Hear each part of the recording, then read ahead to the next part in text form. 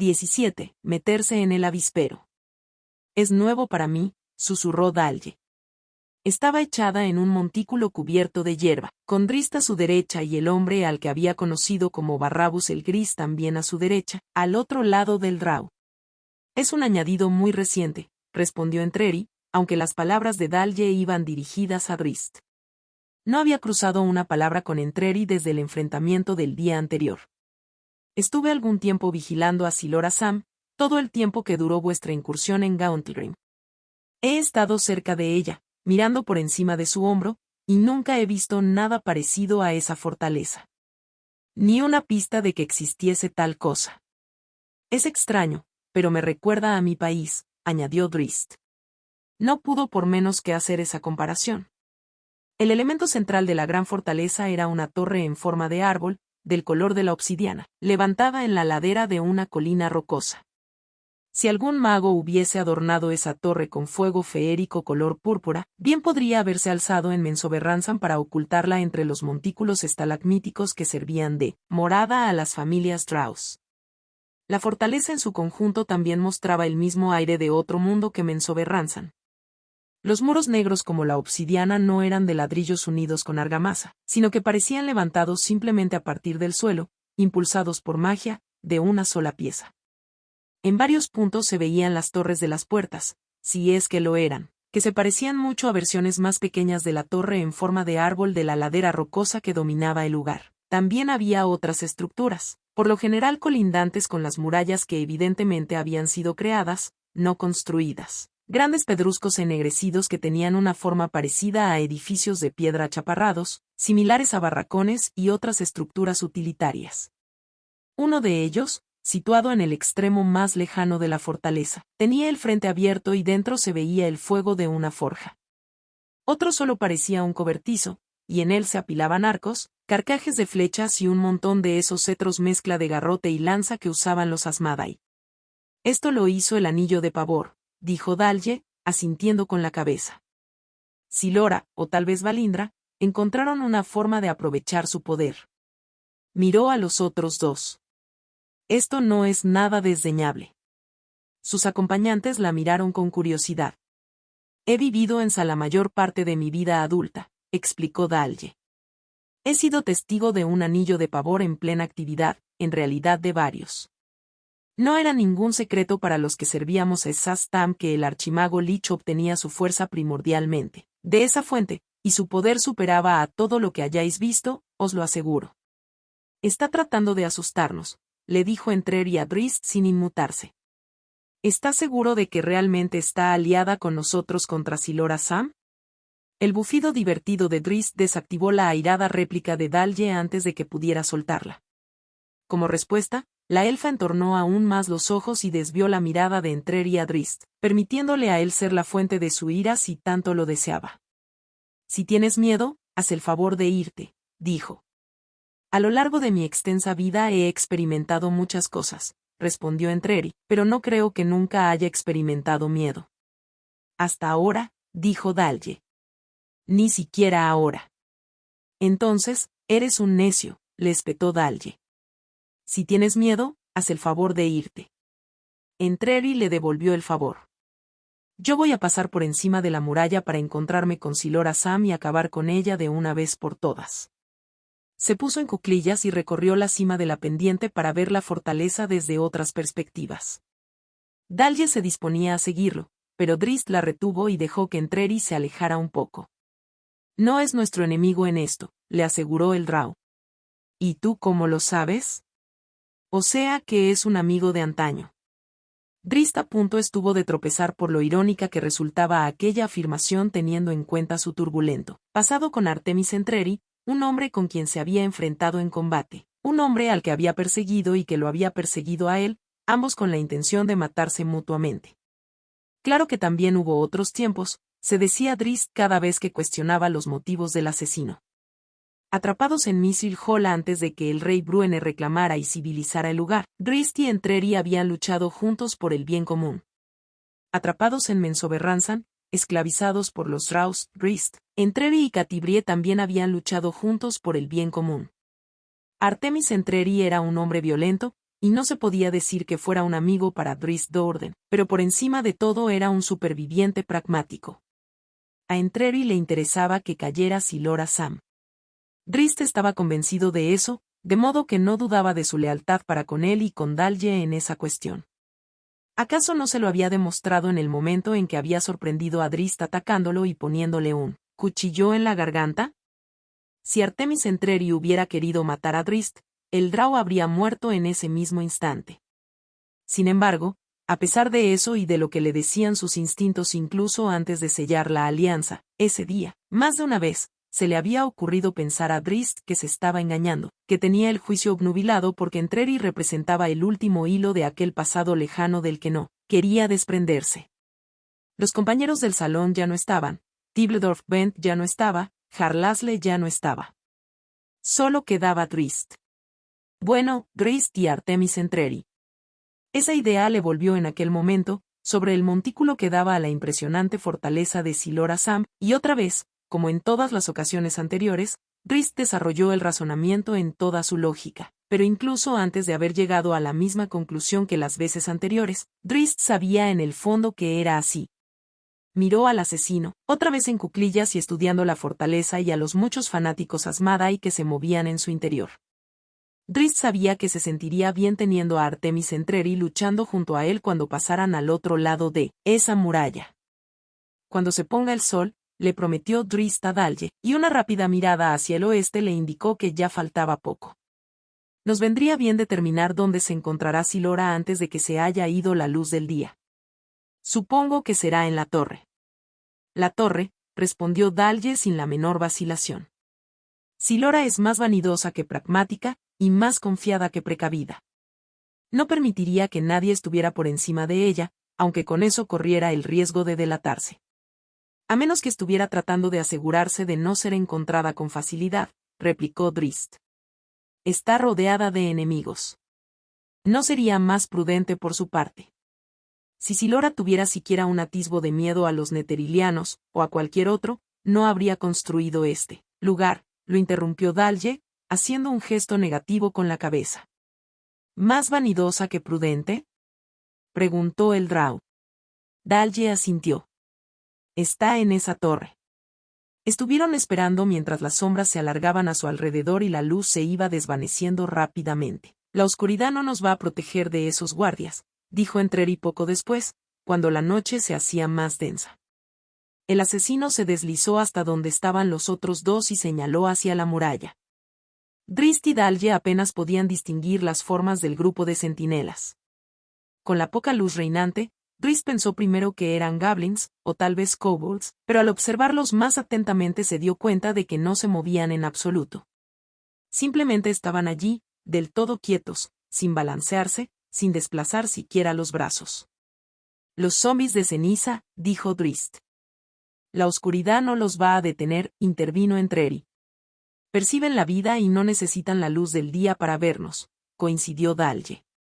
¿Por dónde debemos atravesar la muralla para encontrar el camino más directo hacia la torre?, le preguntó Drizzt a Entreri, que había estado observando la fortaleza por todos lados, estudiando las negras murallas desde muchos ángulos diferentes. Muy cerca de dónde está ese grupo, replicó Entreri. Drizzt volvió a mirar hacia abajo por el otro lado del promontorio, luego sacó su figurita de ónice y convocó a Genwibar. Le susurró algo a la pantera, y Genwibar partió veloz. Drizzt desenvainó las cimitarras y les indicó a Dalje y a Entreri que lo siguieran por detrás de la cima. Allí el Drow trepó al esqueleto de un árbol, lo bastante alto como para ver la muralla y a la pantera en el momento en que Genwibar se aproximaba al grupo de zombis. El felino gruñó y atacó, arrancándole a uno la cabeza. Luego, salió corriendo de vuelta hacia la colina perseguida por los otros. Sobrevino una gran conmoción en lo alto de la muralla, donde guardias vivos trataban de ver lo que estaba sucediendo. Siguiendo las instrucciones de Drizzt, Genwibar describió un círculo para asegurarse de que los guardias la vieran perfectamente. Les gruñó antes de volver corriendo hasta lo alto del montículo y bajar por el otro lado, más allá de donde Drizzt se dejaba caer del árbol, y más allá de Entreri y Dalje. Los zombies salieron desordenadamente en su persecución y se dieron de bruces con 3 guerreros que los esperaban, con 4 hojas de acero y un par de bastones que giraban en el aire. Unos instantes después, los 3 guerreros estaban otra vez cuerpo a tierra sobre el promontorio, observando la muralla que nuevamente se había quedado en silencio ya que los Asmada habían vuelto a sus patrullas. Otra vez Trist susurró instrucciones a la pantera. Puede que sean 3,5 metros, dijo Entreri. No más. Drist sacó una delgada cuerda elfa de su bolsa y le pasó un extremo a Entreri. Yo haré de apoyo, explicó. Silora Sam abrió los ojos y casi se sorprendió de encontrarse de vuelta en su cámara de la torre.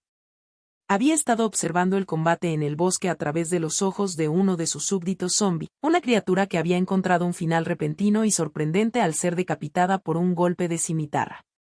Empezó a menear la cabeza, pero transformó el movimiento en un gesto afirmativo, como señal de cierto respeto por lo que acababa de presenciar. Ya vienen, les explicó a Gestri y a Valindra, que estaban en la habitación esperando su regreso. Están en el bosque, aquí cerca, luchando con nuestros subordinados. ¿Los 3? Preguntó Gestri. Es asombroso, admitió Silora, y en cierto modo, divertido. Su expresión reveló una sincera sorpresa. La verdad, creo que Dalje es la menos importante de estos 3 guerreros, y por un margen nada escaso. Valindra dio la impresión de no saber cómo interpretar aquello, pero Gestri asintió, aunque parecía lejos de apreciar el peso de esa afirmación. Sí, seguro que no lo entienden, se dijo Silora. Gestri no tenía mucha experiencia personal de la destreza marcial de Dalje, y si bien Valindra la había visto luchar en Gauntlegrim, había sido en el marco de una batalla más extensa y frenética, y en un momento en el que la Lich no estaba precisamente en sus cabales. Es cierto, son formidables, respondió Gestri por fin. Conocemos la reputación de Barrabus el Gris, por supuesto, aunque pocos consideran que esté a la altura de Dalje, por lo que he oído. No estoy de acuerdo, dijo Silora. Está a su altura. De todos modos, sí, son formidables, más de lo que esperaba. Entonces, ¿por qué hemos de dejar que se acerquen tanto? Inquirió Gestri. Silora lo atravesó con la mirada. Es una pregunta válida, intervino Valindra, desviando hacia sí misma la ira de Silora.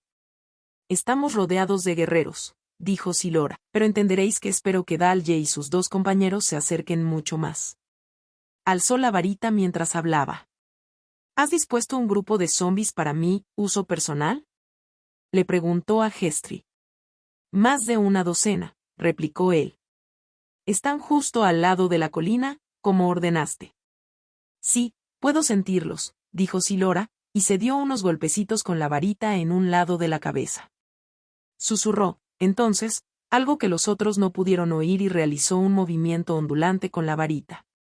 Ahora queda una docena justa, explicó cuando una bocanada de ceniza salió de la varita y llenó el aire de su alrededor.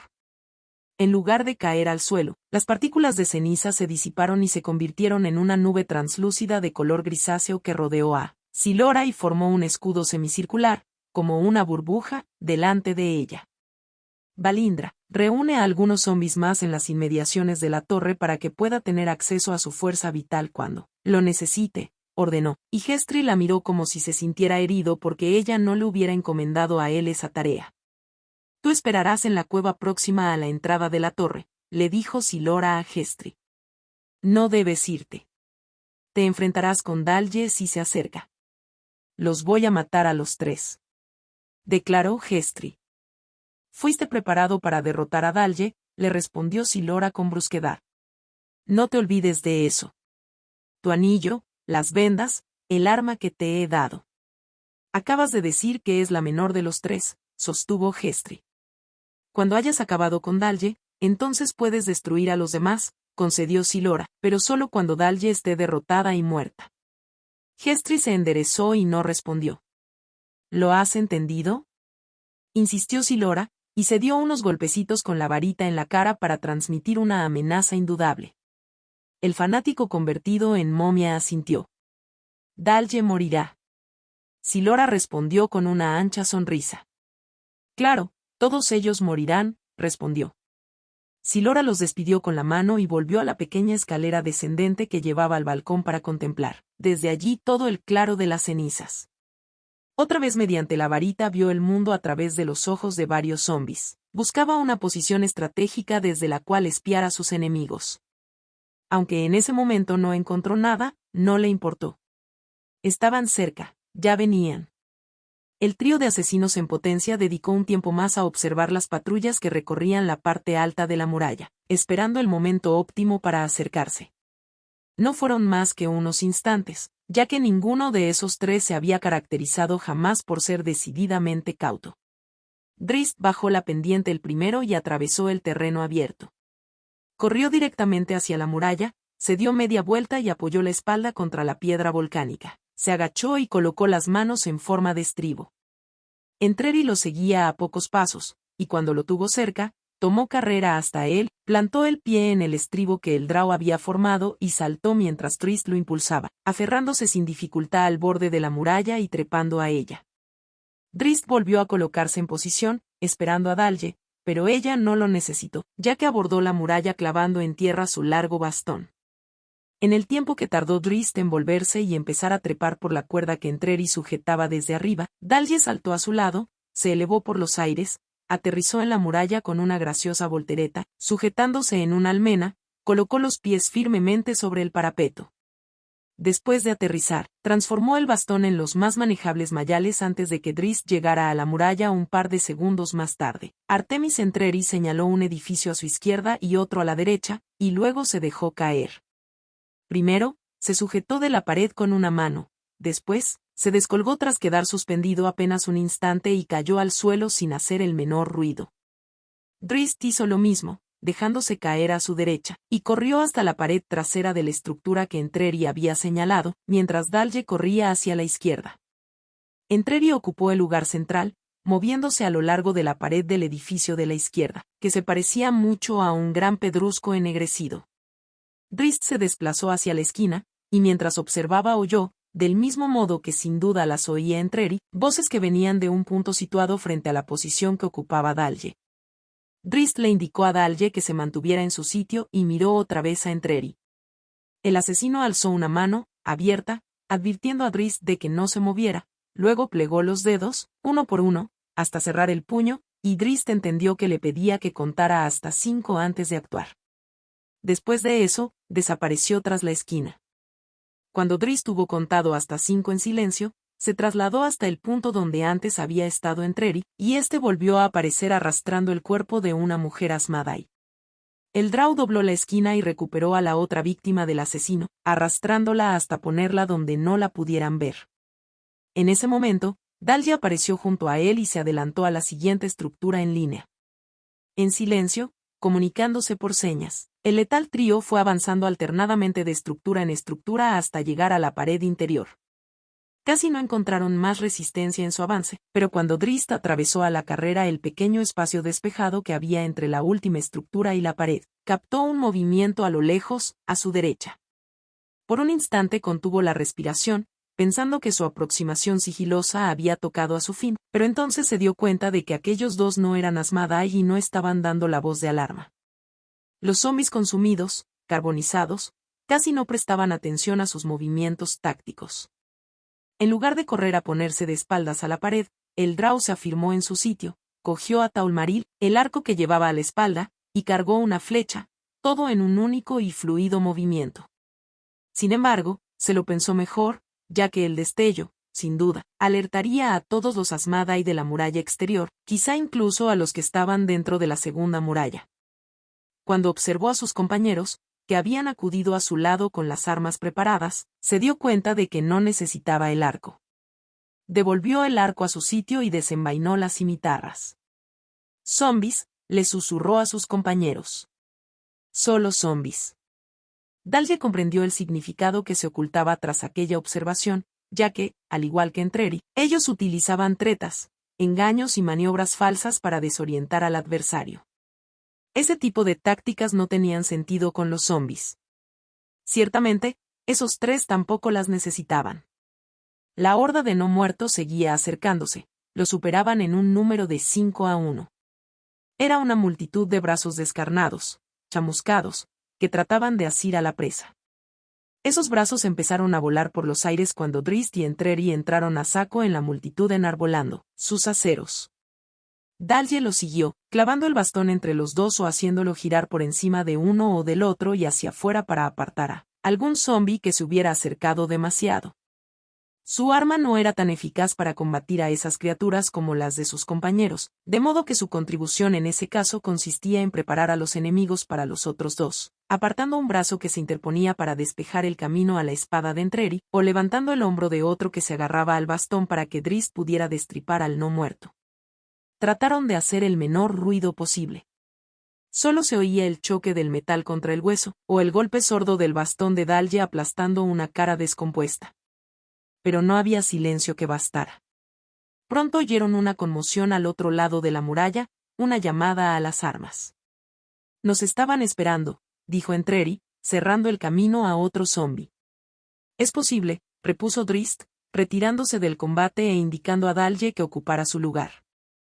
El Drow volvió a preparar el arco y corrió hasta el lugar entre las dos estructuras que habían atravesado antes.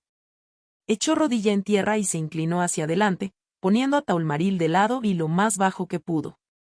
Apuntó a la primera muralla, a muchos pasos de distancia, disparando en ángulo de modo que la flecha relampagueante volara apenas por encima al salir de la muralla exterior. Volvió corriendo, colgándose el arco al hombro. Al ver que Entreri había acabado con el último de los zombis, apoyó la espalda contra la muralla y sacó otra vez su delgada cuerda. Sin embargo, retuvo a Entreri y a Dalje apenas unos instantes, hasta que empezó a oírse una conmoción mayor al otro lado del recinto.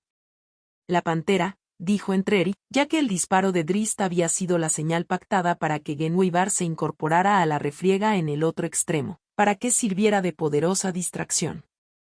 La pantera superó limpiamente la muralla de un gran salto. El centinela que era su objetivo solo reparó en ella en el último momento, pues apenas había pasado un instante desde que Genwibar había salido a la carga desde la maleza y había saltado. El centinela casi consiguió alzar el brazo para interceptarla, aunque de todos modos esa defensa no le habría servido de gran protección contra el poder de la pantera. El felino pasó demasiado deprisa como para que ese brazo levantado consiguiera tocarlo siquiera, y el Asmadai salió despedido de la muralla con la cabeza y la garganta desgarradas mientras Genwibar seguía su trayectoria. El centinela aterrizó en el suelo desmadejado, sin emitir siquiera un grito, solo una extraña exhalación cuando su cuerpo moribundo dejó escapar el aire. Mientras descendía, Genwibar se retorció al acercarse velozmente a un edificio de piedra. Con gran agilidad consiguió ponerse de lado, plantando las garras y tratando desesperadamente de encontrar un lugar donde apoyarse, de modo que apenas rozó esa estructura mientras pasaba corriendo. A su alrededor, todo eran gritos. Como respuesta a ellos, un grupo de guardias Asmadai acudió corriendo desde un callejón para salirle al paso a la pantera. Genwibar rugió. El retumbo sordo del grito fue repetido por el eco en toda la fortaleza y más allá, en el bosque, y los guardias empezaron a atropellarse en un intento de ponerse fuera de su alcance. Genwibar pasó a través de ellos como una exhalación, mordiendo aquí, clavando las garras allá y derribando a 2 soldados hacia un lado. Varias zancadas después, la pantera todavía llevaba a una fanática entre sus fauces, y solo cuando sintió los golpes que la mujer, frenética, descargó con su cetro contra la musculosa paleta del gran felino, la soltó por fin. La mujer cayó rodando y llevándose las manos a la cadera herida. La pantera irrumpió en el siguiente callejón justo delante de un grupo de zombis. Con un impulso de sus poderosos músculos, saltó por encima de ellos y siguió su camino. A su alrededor menudeaban los gritos de advertencia y los ruidos de persecución. Desde el balcón de su torre, Silora conocía la ubicación de los 3 guerreros. En aquel momento estaba mirando a través de los ojos de otro zombi, uno que se encontraba en el extremo de la muralla contrario al que estaban ellos. Silora lo controlaba y le impedía avanzar para que no lo hicieran pedazos. Vio al Drow de espaldas a la pared, reteniendo a Dalje y al campeón eteriliano, sin duda a la espera de que la distracción que habían organizado en el otro extremo del claro de las cenizas llegara a su punto culminante. También había observado allí Silora la presencia de la gran pantera, pero no le prestó mucha atención. La pantera no era más que una distracción. La auténtica amenaza estaba aquí, con esos 3. El Drow formó un estribo con las manos y ordenó a los otros dos que se pusieran en movimiento. La hechicera pensó en consumir a su zombie y crear un nuevo ardid, un anillo de desolación en el suelo, a los pies del Drow, para herirlos profundamente y demostrarles que eran criaturas frágiles frente al poder de Silora y de su anillo, de pavor. Sin embargo, resistió el impulso. Todavía no, dijo en voz audible, aunque no había nadie que pudiera oírla ahí, en el balcón. Que se acerquen más, hasta donde ya no tengan la posibilidad de volver atrás. Los observó mientras saltaban por encima de la muralla, Dalje con su bastón y el campeón eteriliano con ayuda del Drow. Entonces, dejó libre al zombie y envió sus pensamientos como sonda por la muralla interior, en busca de un nuevo huésped para vigilar más de cerca el desarrollo de la batalla. Dalje voló por encima de la muralla, esa vez ganándole de mano a Entreri. Los dos estaban ya en el suelo, en la muralla interior, cuando Drizzt saltó. Esa zona era más abierta, con solo un par de pequeñas estructuras entre ellos y la torre en forma de árbol situada junto a la boca de una cueva de la ladera de una colina rocosa, el lugar que suponían era la morada de Silora. Debemos ser rápidos, advirtió Dalje. Silora puede atacarnos desde lejos. Sus palabras fueron proféticas, porque en aquel mismo momento todos observaron que había una figura en el balcón a modo de rama del árbol torre. Era una figura que Dalje reconoció perfectamente, incluso desde lejos.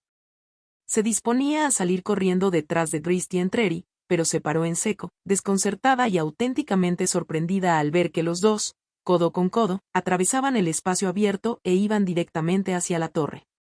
De repente, se sintió marginada, como si sus dos compañeros compartieran algún vínculo que ella no conseguía comprender. Y realmente así era, porque no solo habían combatido el uno contra el otro muchas veces en el pasado lejano, sino que también habían luchado codo con codo.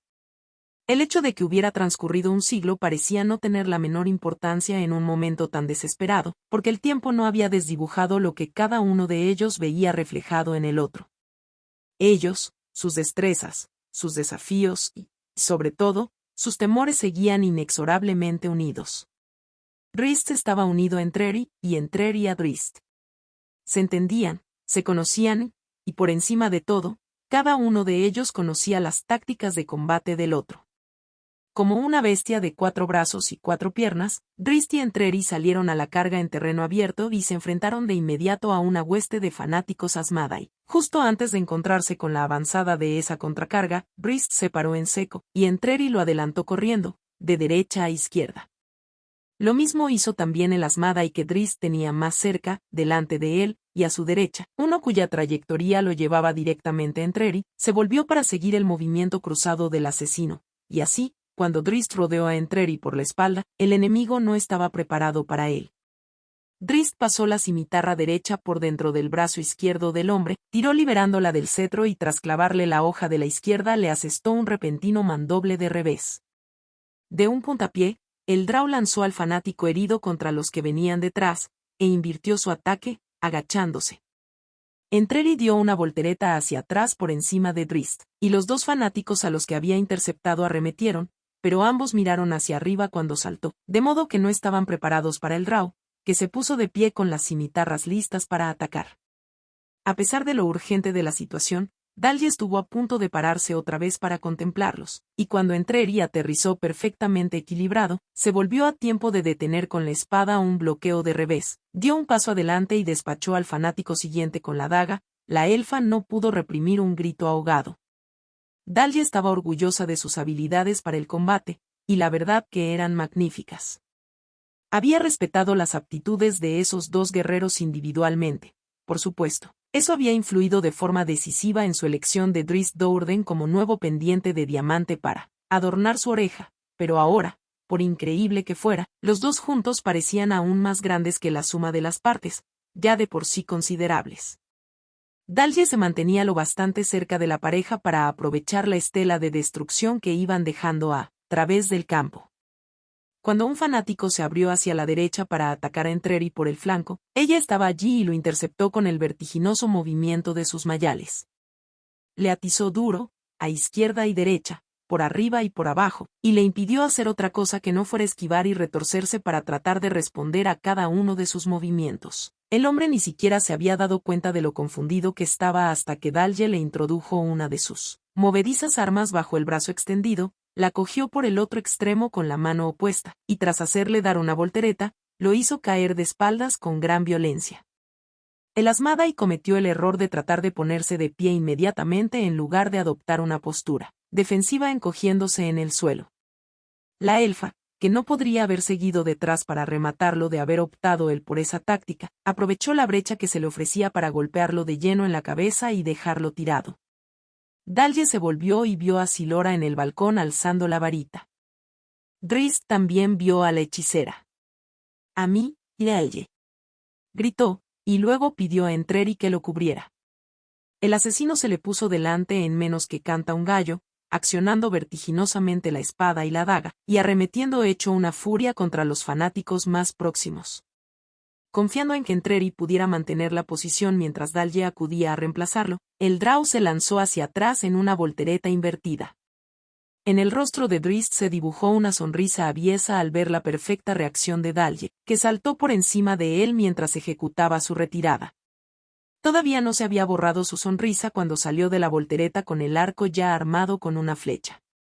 Desde su puesto elevado, la hechicera no podía haber previsto semejante movimiento, y el espectáculo de la elegante maniobra del Drow pareció interrumpir un instante el lanzamiento de su conjuro.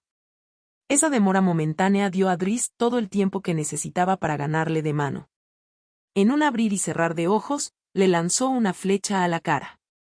Sin embargo, Silora sonrió y casi ni se inmutó. El disparo iba directo al blanco, pero la flecha relampagueante no llegó a darle porque se estrelló en una especie de escudo que la hechicera tenía a su alrededor. Saltaron chispas, hacia arriba, hacia abajo y hacia los lados, pero ninguna alcanzó a Silora. A pesar del fracaso, Drizzt no abandonó, y lanzó un proyectil tras otro hacia el balcón.